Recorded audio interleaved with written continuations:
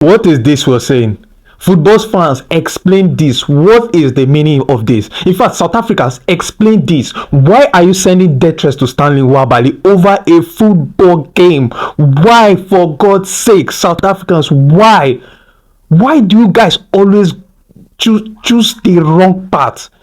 You guys always want to be violent in everything. Why are you sending death threats over a football game? If this is true, then it's very, very bad. South Africans, you guys need to do better. You're claiming Stanley Nwabali. Yes, of course, he was very good in the last AFCON and you guys were knocked out. You're claiming he was responsible for you being knocked out in the last AFCON and you don't want him to perform at his best when he plays South Africa at the Bloemfontein Stadium tomorrow. And you don't want him to be at his best and you're sending death threats to him and his family, claiming if he performs at his best and South Africa don't get all 3 points against the Super Eagles, he will be hurt. I think this is very bad from South Africa. This is terrible. See, if this is true, then CAF and FIFA needs to do something now. They need to act now. South Africa, this is just a football game, for God's sake. This is a football. It's meant to be a unifying factor. You win or you lose. We don't have to go violent over a football game. I'm meant to come here and do a simple preview of the game tomorrow, and I'm seeing this. I just had to bring it up. This is terrible. South Africans, why do you have to go violent? Why are you sending death threats to him? Of course, he's repping the Super Eagles. He will be at his best tomorrow. He will do anything to make sure the Super Eagles win against you guys. And you're sending him death threats. See, this guy has been at Chippa United for years now. For years. And he's kind of closer to you. I think you guys should even see him as a South African at this moment. He's played his heart out for Chippa United. He steps up for you guys. Win games for Chippa United. You see how I don't even know how to put it. He's always passionate when he reps Chippa United. You see I think the viral image where he was chatting with his defenders, making sure they deliver. And you know that mentality is what he also tries to bring out when he reps the Super Eagles. We saw him the last game against Rwanda, where he was out there doing everything possible to make sure the Super Eagles get all 3 points. And you think he will do that against South Africa? He will definitely do that. And if you lose, why do you think it is okay to send death threats if you guys lose at Bloemfontein Stadium? I think this is very, very terrible. This is bad. South Africans, please. Football is not do or die. If the Super Eagles lose tomorrow, we'll take the L and come back to Nigeria. If you lose, you don't have to be violent. You have to take the L. We understand you're sore losers, but take the L this time if you lose. Take the L. We've lost before. We've lost at Uyo multiple times. The Super Eagles have lost, and Nigerians have never been violent or never sent death threats to any one of you. So why do you think it is right to do that? Please.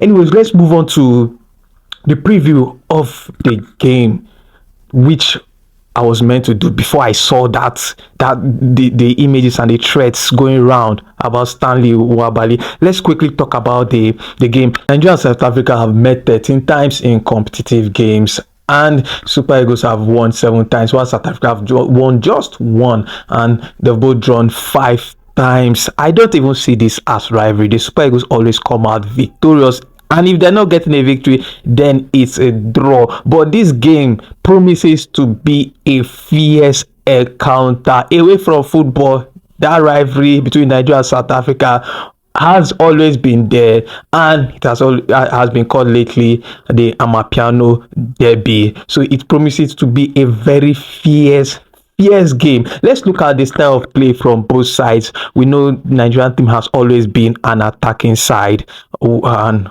we've been loaded with, the Super Eagles have been loaded with lots of forward players, and Of course, Eric Chell will be. We would possibly see Eric Chell line up a 4-4-2 formation against South Africa. We'll see, of course, Stanley Nwabali in goal, and in defense, we would see Aina. I don't know if True Second is going to start this one. Bassey will be in defense. Obviously, we saw Bruno Onyemaechi start the last game, and it will possibly see him start this one too. In the midfield, we might see Ndidi start again. I don't know how. I'm not too sure of how the pair is going to be in the midfield, so I won't call out some players that possibly Richel is going to line up. But I think Dele-Bashiru should start this one. We need to be attack minded from the get go of this game. So in going forward, of course, Ademola Lookman, and I would like to see a two forward striker pairing. It could be Tolu Rokodare, of course, our match winner in the last game, and Cyril Dessers.